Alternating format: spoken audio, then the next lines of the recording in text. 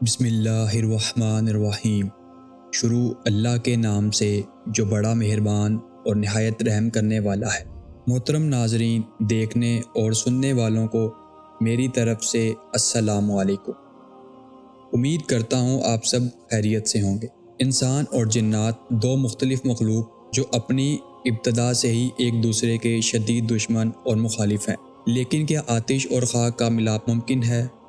کیا جن اور انسان آپس میں شادی کر سکتے ہیں؟ عربی داستان ہمیں کیا بتاتی ہے، اور اسلام کی نظر میں جنات اور انسان کے اس شادی کی کیا حیثیت ہے؟ اللہ تبارک و تعالیٰ نے اس کائنات میں بے شمار عالم اور مخلوقات کو پیدا کیا، لیکن اس دنیا میں دو ایسی مخلوق ہیں جن کی ہدایت کے لیے اللہ نے پیغمبروں اور رسولوں کو مبعوث کیا۔ انہیں اللہ نے سوچ سمجھ عطا کی اور صحیح و غلط میں چناؤ کا اختیار بھی دیا۔ اللہ کی یہ تو مخلوق انسان اور جن ہے۔ جنات کی دنیا غیب اور اسرار میں چھپی ہے، جو انسانوں کی نظر سے پوشیدہ ہیں۔ اس زمین پر جنات کی تاریخ انسان سے بھی پرانی ہے۔ حضرت آدم علیہ السلام کی پیدائش سے کئی ہزار سال قبل سے ہی جنات اس زمین پر بڑے بڑے قبیلے اور آبادی کی شکل میں موجود تھے، لیکن جب اللہ نے دنیا میں انسانوں کو آباد کرنے کا فیصلہ کیا تو فرشتوں کے ذریعے جنات کو مختلف جزیروں اور ویران پہاڑوں میں قید کر دیا۔ قوم جنات میں بھی انسانوں کی طرح مرد اور عورت جن ہوتے ہیں، اور یہ آپس میں شادی کر کے اپنی نسل آگے بڑھاتے ہیں۔ جنات انسانوں کی طرح آپس میں عشق و محبت، زناکاری، ہر نیک اور بد عمل کرنے کی صلاحیت رکھتے ہیں۔ کہتے ہیں کہ جنات کی شادی بھی انسان کی طرح ہی ہوتی ہے، اور ان کی شادی میں بھی ڈھول، گانا بجانا اور رقص ہوتا ہے، یہاں تک کہ ان کی شادی میں سب سے بہترین کھانے پینے کا انتظام کیا جاتا ہے۔ ان کی شادیوں میں دوسرے قبیلے یا گاؤں کے جنات سردار کو مہمان کے طور پر دعوت دی جاتی ہے۔ قدیم مذہبی اور غیر مذہبی کتابوں میں داستانوں میں جنات اور انسان کے آپس میں محبت اور شادی کے سینکڑوں واقعات ملتے ہیں۔ بعض روایت سے یہ بھی معلوم ہوتا ہے کہ زمانہ قدیم میں جنات اور انسان کی شادی ہوا کرتی تھی۔ چنانچہ ملکہ بلقیس، جو حضرت سلیمان علیہ السلام کی بیوی تھی، ان کے ماں اور باپ میں سے ایک جن تھے۔ بہت سارے علماء نے بھی جنات اور انسان میں شادی کرنے کو ناجائز قرار دیا ہے۔ چنانچہ اس شادی کو ممنوع اور حرام قرار دینا اس بات کی دلیل ہے کہ ایسا ممکن ہے۔ اگر ممکن نہ ہوتا تو شریعت میں اس کے حلال یا حرام ہونے کا فتویٰ نہ لگایا جاتا۔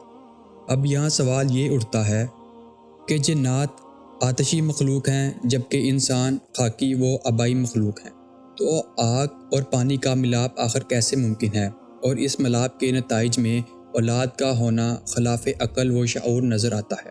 دراصل باوجود اس کے کہ جنات آگ سے پیدا ہوئے ہیں، لیکن بعض لوگوں کا خیال ہے کہ جنات اپنی آتش جسم کی شکل میں نہیں ہوتے، جیسا کہ آدم کی اولاد میں سوائے حضرت آدم کے پھر دوبارہ کوئی انسان مٹی سے پیدا نہیں کیا گیا۔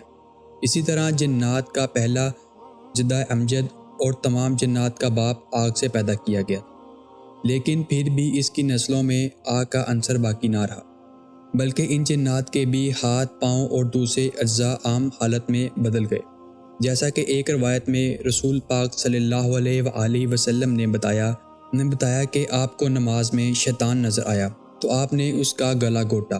آپ نے اس کی گردن کو کس کے پکڑ لیا، جس کی وجہ سے اس کے منہ سے لاپ دہن گرا۔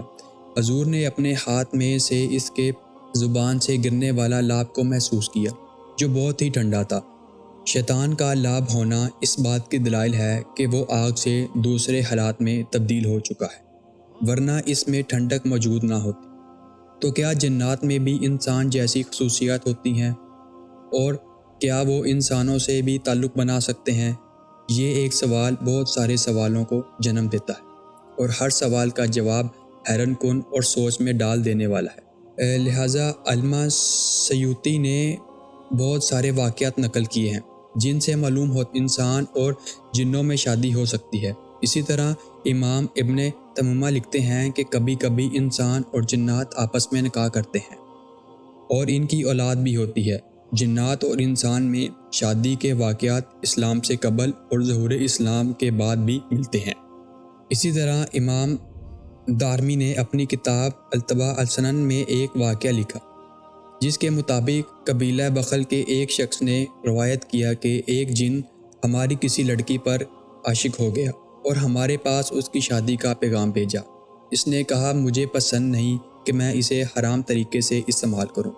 اس کے بعد وہ روبرو ہم سے گفتگو کرنے لگا۔ ہم نے کہا تم لوگ کیا چیز ہو؟ اس نے کہا تم جیسی مخلوق ہیں، تمہاری طرح ہم میں بھی قبیلے ہیں۔ ہم نے کہا تم میں بھی یہ مذہبی اختلافات ہیں؟ اس نے کہا ہاں، ہم میں بھی ہر طرح کے لوگ ہیں، قادریہ ہیں، شیعہ ہیں اور مرزیہ بھی ہیں۔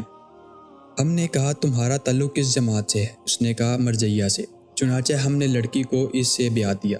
بلا شبہ جنات عورتوں کا انسانی مرد یا جنات مرد کا انسانی عورتوں سے شادی کرنا نہ صرف مکروہ حرام ہے بلکہ اسے اسلام میں سخت ممنوعات کی نظروں سے دیکھا گیا، کیونکہ انسان کا معاشرہ اور جنات کا معاشرہ بالکل الگ اور مختلف ہے۔